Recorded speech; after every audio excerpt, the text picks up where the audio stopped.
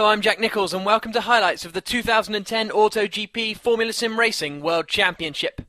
Round 6 of the championship is of course the famous Monaco Grand Prix, an incredibly tight, unforgiving street circuit that every driver will be striving to win. Bono House took his third pole position of the season, but it was David Greco's second place time that took everyone by surprise.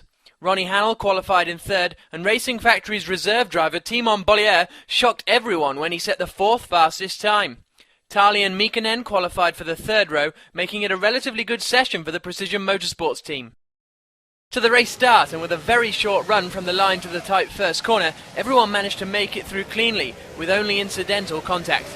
There was little change to the order. Tali passed Bollier for fourth, and De Wit passed Nilsson for seventh.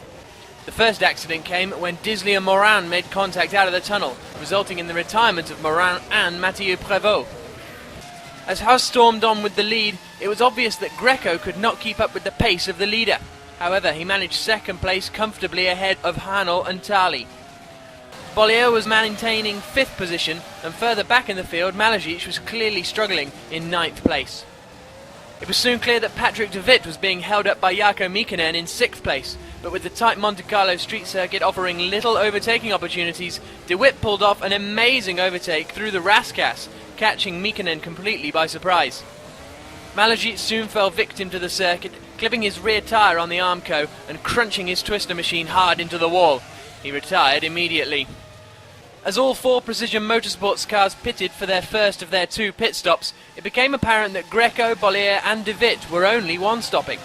This temporarily put the three drivers higher up in the order, but having such a massive lead when he pitted, it didn't take long for Hoyes to catch up with Greco, and despite being effectively one stop ahead, he aggressively passed the Italian to take back the lead.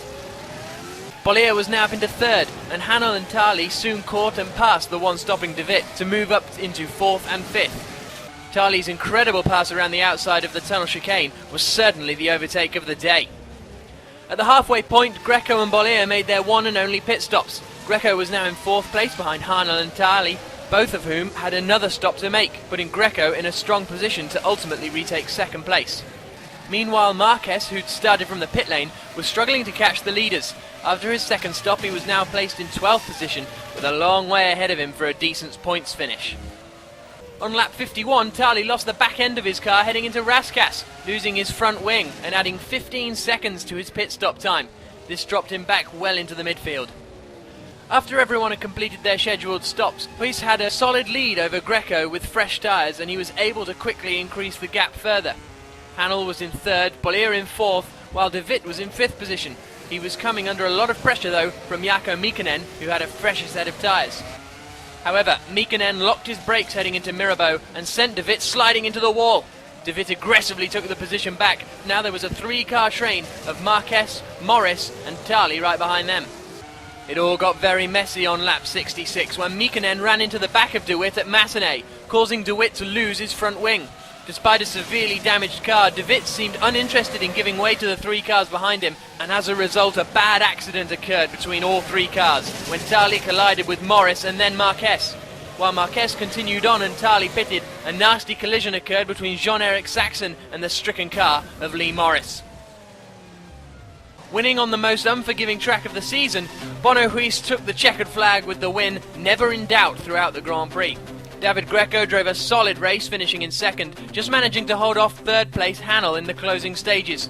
Reserve driver Timon Bollier completely upstaged Racing Factory's main drivers, taking the best result for the team so far. Mikkonen finished in fifth, but he and Patrick De Wit were both disqualified due to their on-track incidents. Marquez ultimately having a good race, advancing 16 positions to take fifth.